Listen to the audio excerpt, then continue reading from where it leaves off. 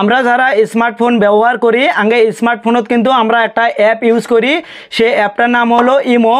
ওই অ্যাপটা যখন আমরা ইউজ করি কারোর সাথে আমরা এসএমএস করি, এসএমএস আদান প্রদান করি, ওটা তো ভালো কথা। যখন আমরা থাকি নে মোবাইলটা চার্জর দিয়ে কুতিও যায় অথবা মোবাইলটা থুয়ে আমরা ঘুমাই, আগে যদি কেউ মেসেজ করে তাহলে কিন্তু আগে যেটা নোটিফিকেশন প্যানেল আছে নোটিফিকেশন প্যানেলের মধ্যে কিন্তু মেসেজটা শো করে। বন্ধুরা আমি কী কবে চাইছি হয়তো আপনি বুঝছেন, আপনার যদি কোনো পার্সোনাল মেসেজ করা ওই ধরনের কোনো কী থাকে, যদি আপনার কেউ মেসেজ করে তাহলে কিন্তু আপনার নোটিফিকেশন প্যানেলের মধ্যে মেসেজটা শো করব। আপনার যেটা প্রাইভেসি আছে প্রাইভেসিটা কিন্তু আর থাকে না, প্রাইভেসিটা নষ্ট হয়ে যায়।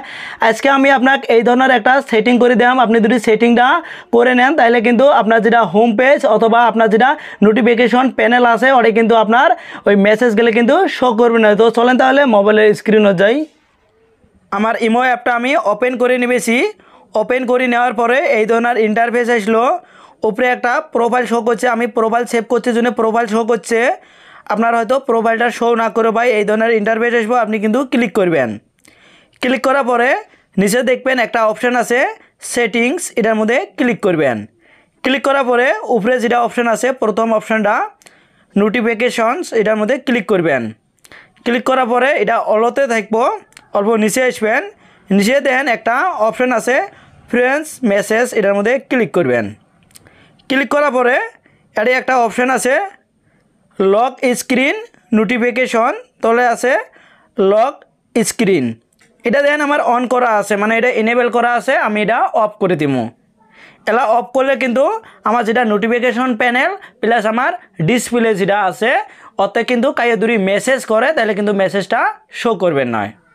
বন্ধুরা আমি আপনাকে দেখালাম আপনার নোটিফিকেশন প্যানেলের মধ্যে অথবা আপনি যখন মোবাইলটা লক করে তখন আপনার যেটা মোবাইলের স্ক্রিন আছে স্ক্রিনের দূরি মেসেজটা শো করে আপনি কিভাবে ওটা বন্ধ করবেন। বন্ধুরা যদি ভিডিওটা ভালো হয় তাহলে কিন্তু অবশ্যই একটা লাইক করবেন। একটা ভিডিও বহুত কষ্ট করে বানাই, যখন আপনারা লাইক করে না তখন ভিডিও বানাবের মন যায় না, আর যখন লাইক করবেন পরবর্তী আচ্ছা ভালো ভিডিও আপলোড করার চেষ্টা করি। আর কমেন্ট করে জানাবেন আপনার কী টিপস লাগে। আর বন্ধুরা ভিডিওটা যদি ভালো হয় তাহলে আপনার ফ্রেন্ডদের সাথেও ভিডিওটা শেয়ার করবেন, ওরাও কিন্তু ওকে নোটিফিকেশন প্যানেলের মধ্যে যদি কোনো মেসেজ আসে তাহলে কিন্তু ওটা অফ করে রাখবে পাবো। আর যদি আপনি আমার ইউটিউব চ্যানেলতে ভিডিওটা দিয়ে থাকেন তাহলে ইউটিউব চ্যানেলটা সাবস্ক্রাইব করে বেল আইকনটা অন করে দিবেন। আর যদি ফেসবুক পেজে তাই ভিডিওটা দিয়ে থাকেন তাহলে ফেসবুক পেজটা ফলো করে একটা লাইক করে দেবেন। আর যারা অলরেডি সাবস্ক্রাইব করে দিয়েছেন তাকে অনেক অনেক ধন্যবাদ, থ্যাংক ইউ।